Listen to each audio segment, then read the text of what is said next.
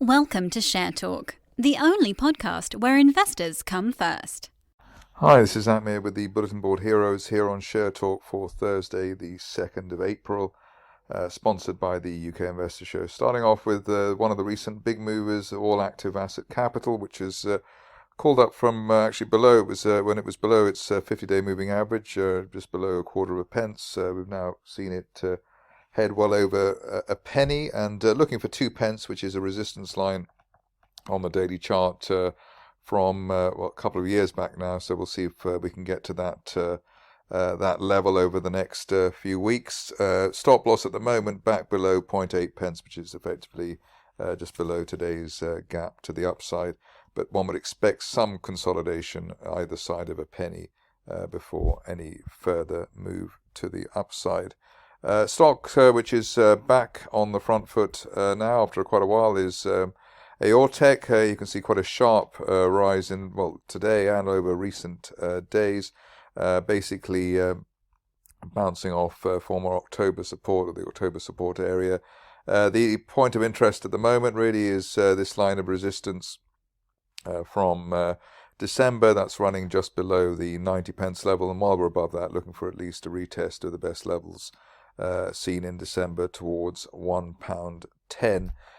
Only back below the 50-day moving average, current at 80 pence, really a negative, an outright negative on the stock at the moment. Stock which I haven't looked at here before, but which seems to be interesting on a fundamental as well as a technical basis at the moment is DP Eurasia. Here you can see that we've got this U-shaped reversal from the lows, gap higher today as well. There's a bit of a neckline resistance around 43 pence, but the gap today suggests that we're going to go straight through it and probably head towards at least the 50-day moving average initially at 52 pence.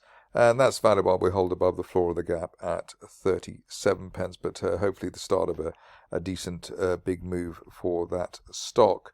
Next up, stock which just delivered another sharp rise today, Eternity Networks here through the gap down that we had earlier in March, and heading for the main line of resistance at 45 pence. Break of that would then easily allow the shares to retest the best levels of last June at 65 pence plus. At this stage, really only back below the 35 pence area would call into question the recovery that we are seeing at the stock currently. Stock which is another new one for the Bulletin Board Heroes is GRC International. Nice bounce earlier today, but got stuck around the 50-day moving average level, just under 18 pence. Really need to see that broken, otherwise it looks as though this is a bit of a false dawn move. No such worries at Netcall, where we've had a bear trap rebound here from below the old November support. So a narrow bear trap rebound there, which is, let's say, nominally below from below 21 pence. While we remain above that, looking for a retest of the initial resistance of the year to date at 45 pence. If you're cautious on the stock, maybe wait for an end of day close back above the 50-day moving average at 33 pence before getting too enthusiastic. On to stock which been eyeing up for a while now. Omega Diagnostics. Here we've had a nice gap through 8 pence, which was, I suppose, support on the way down. Also, we're looking at a bear trap rebound from below 8 pence, given the way that that was the support in August. And above that, looking for at least the 50 to 200-day moving average area, 11, 12 pence as the target for the shares. Don't really want to see the shares back below the late March support at 7 pence as a stop loss on that situation.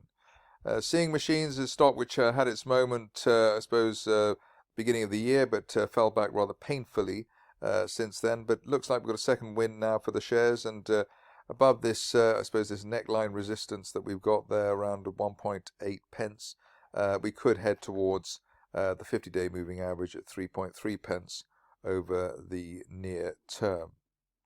Finishing off today with one of the big announcements that we've had from United Oil and Gas. Looks like it's pretty positive on the fundamental front, but the share's still squealing a bit in terms of the breakdown that we had associated with the fall in the oil price.